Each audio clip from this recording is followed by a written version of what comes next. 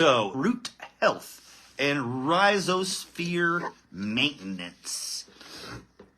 What that is, okay, so the rhizosphere, what do I mean when I say rhizosphere? Rhizosphere means your pot, your root zone is what your rhizosphere means, okay? So, what do you do and how do you keep it healthy? What are good things to do to look for? What are some of the bad things to look for?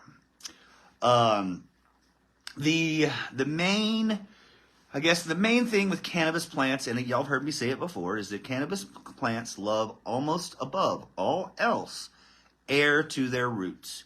They are constantly trying to find oxygenated spaces for their roots to occupy because that's what they love. They love it. That's why you have air pots. That's why you have deep water culture with air pumps blowing air into the water. Air domes from the air pots. It's all about air, oxygen to the roots. Okay? And so, what does that mean? And so, oxygen to the roots means that you never want to have a soil that's very compact. There's no space in that soil for air to live. So, we use things like perlite or lava rocks, grow stones, those types of things to be able to provide a porous and aerobic environment.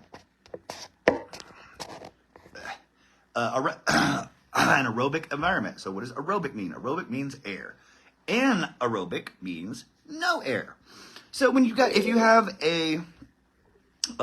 a pot that's too saturated, it's got too much water in it, there's no place, it's gonna drown. There's not a place for the dissolved oxygen to be.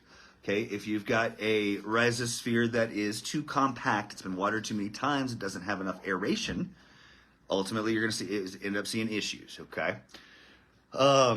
Bugs and pathogens. What are pathogens? Pathogens are bad things. They're the things that cause harm in our grows, okay? One of the most common pathogens that affects more growers than any other is what's called dampening off. Dampening off is a process that happens when the soil is too wet and a bacteria has the opportunity to thrive, and the area that they thrive in is little baby tiny seedling stems. Okay, so if anybody out there has ever had a seedling that popped up, it looked great, everything was going good, had leaves coming out, everything good, and all of a sudden it just started timber, and then it would just fall over and die. That's dampening off, okay? And that's caused by a pathogen. It's a bacteria that ultimately attacks the stem cells of these small baby plants, the tiny seedlings, and attacks them and kills the plant, okay? So one of the things that you can do is try to create an environment in your rhizosphere that is not hospitable and not habitable to those pathogens. Okay? Dampening off and the bacteria that cause it, and I can't remember the name of it, or else I should have looked it up so I could sound all super cool. But I can't remember what it is. The bacteria that causes the dampening off explodes in a cool, damp, or wet environment.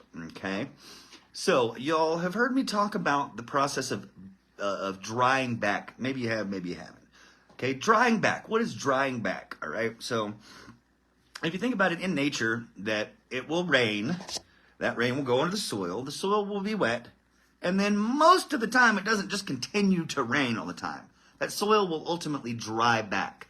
That soil will lose some of its water retention, okay? And the plants are used to this. Plants have a cycle. There's an entire, process that happens during that dry back process where microbes move, they migrate. That's a story for another day. But just understand that in my experience, that having a cycle where you water the plants and then let them dry back and get aeration. What that does is that allows space. It allows movement of all those tiny little particles in the soil. Okay, because it's all wet and it's all waterlogged. Okay, well then it dries and it starts to suck back up. Well, in that sucking back up process, what's happening is there's little minute shifts in the little wood particles, little small little pieces in your soil.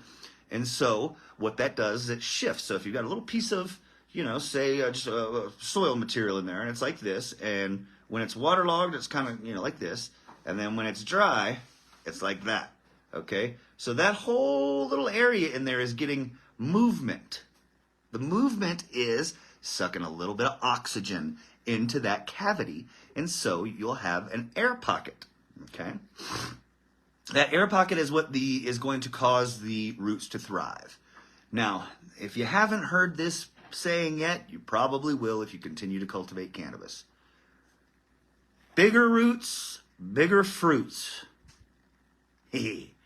I have always been one that if you can, I don't even really care about the top part of the plant. If you can maintain a healthy rhizosphere, if you're in deep water culture, if you're in organic living soil, wherever you are, whatever kind of method that you're using, that if you focus on the health of that rhizosphere and maximum oxygen, maximum dissolved oxygen if you're in deep water culture, and maximum oxygen if you're in soil. If you focus on those things, and those things alone, you don't even really have to worry about the top part of the plant. It's going to do its thing, and it's going to be great. It's going to be amazing. That's one of the things about using living organics, what people refer to as living organics all the time. Completely organic soil, they have a symbiotic relationship between the plant and the soil.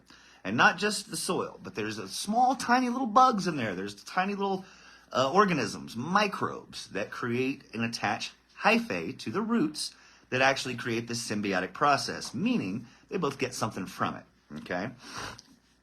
And so what ends up happening is that you have a pot with dirt in it and a plant, okay? If you're using living, this is going to be, this Talk About It Tuesday is going to be for the living soil and the organic folks, okay? For this portion of the Talk About It Tuesday. The synthetic folks, the salt-based salt folks, this is not as applicable to you, but we'll still get there for you folks as well. That the rhizosphere, in maintaining a healthy balance of microbes and a healthy microbial activity, is always going to give you the absolute most efficient of that symbiotic process. It's going to make it the most efficient that it can be. And so you'll hear people say, feed the soil, feed the microbes, not the plant. All that kind of stuff. And what does that mean? What it means is that you're creating a biodiverse system of microbial activity that is going to give the plant what it needs when it needs it, and basically provides a buffer that you almost can't screw it up. If you have the organics down, if you have the organic soil down, you really can't mess it up, because there's not going to be any pH issues that you have to worry about. There's not going to be any nutrient burn issues that you have to worry about, because again, it's not just taking nutrients and giving them to the plant. It's about creating that microbial activity that they do their thing. They eat the stuff in the soil, they attach themselves to the roots, and then they poop it into it. It's pretty much what happens. Okay? And so, Groganica, I see somebody down there, Mark, saying Groganica. Groganica is one of the best, if not the best, organic solution for nutrient for cannabis cultivation that I've ever come across. It just so happens it's my buddy that owns the company. It's good stuff, and that is Alan. Alan will tell you the same thing. I should have had him on. I'm stupid. That he'll tell you the same thing. That ultimately, if you take care of the microbes, he sells a microbe tea that has 1 trillion microbes per drop. It is very concentrated and super, super beneficial. Okay.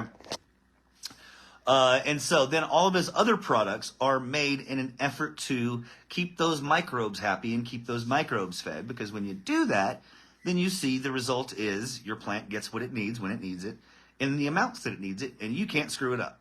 We're the ones who always mess stuff up. We'll either have not the right pH, or we'll have too much nutrients when you're using bottled nutes or salt-based nutes. It can be an issue, and for new growers, that is... I've seen a lot of folks just get turned off by growing because they didn't think they could do it, or they thought it was too hard, or whatever the case. And it's complex, but it's not hard. And there's a lot of parts to it, but once you do it, and again, that's one of the reasons why I always recommend Bio 365's BioFlower, because this takes a lot. They have done it. They've got the processed down, and they've got it to where you can put your seed in there, and you know that it's going to give it what it needs when it needs it. Okay. So that brings us to, okay, great, we've done it. We've got a 7-gallon pot. We pulled out the plant. We harvested it. It looks amazing. Now what do we do with the remaining pot? Okay.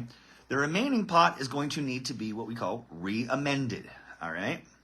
Now, to re-amend means to reintroduce the nutrient or microbes or whatever it is, reintroducing the things that make the plant grow. So if you've used salt-based newts, then you're going to have to flush it and reintroduce some newts at the proper times. With organics, all you have to do is just reactivate the microbial activity, and you'll do that with the Dream Beans